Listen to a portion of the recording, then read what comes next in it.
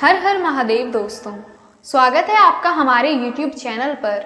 आज की वीडियो में हम सुनेंगे शिव महापुराण श्री रुद्र संहिता पंचम खंड का 10वां अध्याय त्रिपुरासुर वध। संत कुमार जी बोले, जब युद्ध की सामग्रियों को साथ में लेकर भगवान सदाशिव अपने दिव्य रथ में बैठकर आकाश मार्ग से उन त्रिपुरों के निकट पहुंच गए, तब उन्होंने उन त्रिपुरों का उनके स्वामियों के साथ विनाश करने के लिए रथ के शीर्ष स्थान पर चढ़कर अपने परम दिव्य धनुष पर प्रत्यंचा चढ़ाई, परंतु उनका बाण धनुष से नहीं निकला और वे उसी प्रकार उस स्थान पर स्थित हो गए।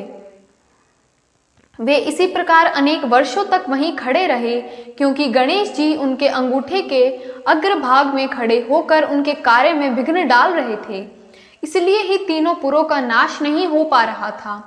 इस प्रकार जब भगवान शिव का बाण बहुत समय तक नहीं चला और वे एक ही स्थान पर स्थिर हो गए, तो सभी देवता चिंतित हो गए कि ऐसा क्यों हो रहा है।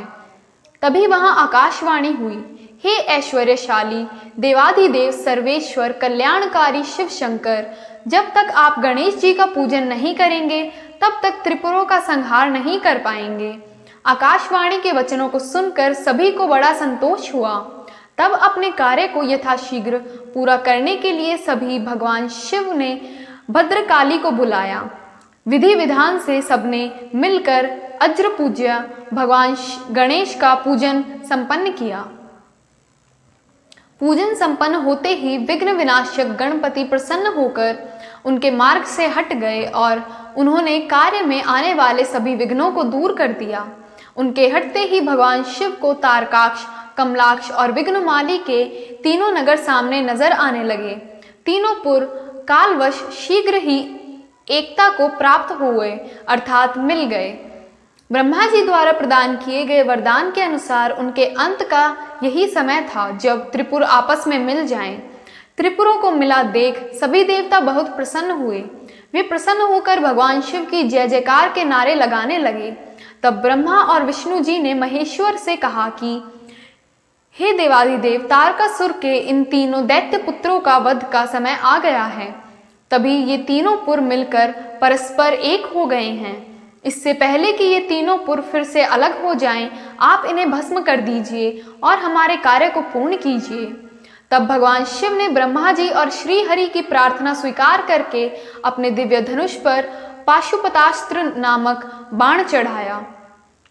उस समय अभिजीत मुहूर्त था। विशाल धनुष की टंकार से पूरा ब्रह्मांड गूंज उठा। तब भगवान शिव ने तारकाक्ष, कमलाक्ष और विघ्नमाली को ललकार कर उन पर करोड़ों सूर्यों के समान प्रकाशमान पाशुपतास्त्र छोड़ दिए। उस बाण की नोक पर स्वयं अग्निदेव विराजमान थे। उन विष्णुमय अग्नि बाणों ने त्रिपुरवासियों को दग्ध कर दिया, जिसे देखते ही देखते वे तीनों पुर एक साथ ही समुद्रों से घिरी भूमि पर गिर पड़े। सैकड़ों असुर उस अग्निबाण से जलकर भस्म हो गए। चारों ओर हाहाकार मच गया। जब तारकाक्ष अपने भाइयों सहित जलने लगा, तब उसे यह एहसास हुआ कि यह सब भगवान शिव की भक्ति से विमुख होने का परिणाम है। तब उसने मन ही मन अपने आराध्य भगवान शिव का स्मरण किया और रोने लगा।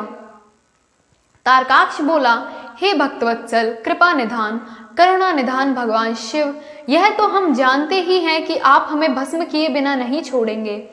फिर भी प्रभु, हम आपकी कृपा चाहते हैं, अतः आप हम पर प्रसन्न होइए। भगवान, जो मृत्यु असुरों के लिए दुर्लभ है, वे हमें कभी आपकी कृपा से प्राप्त हुई है।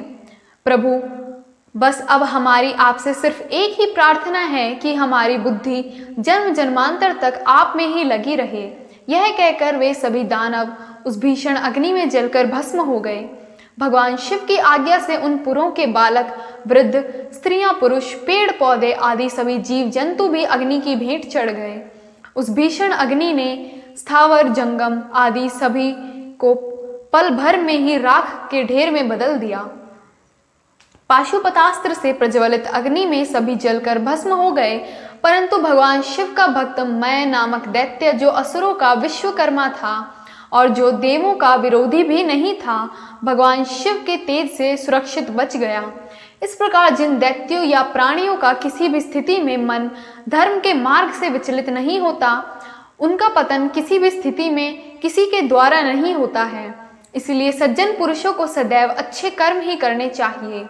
दूसरों की निंदा करने वालों का सदा ही विनाश होता है। अतः हम सभी को पर निंदा से बचना चाहिए और अपने बंधु बांधवों के साथ इस जगत के स्वामी भगवान शिव की आराधना में तन्मय होकर लगे रहना चाहिए। ओम नमः शिवाय।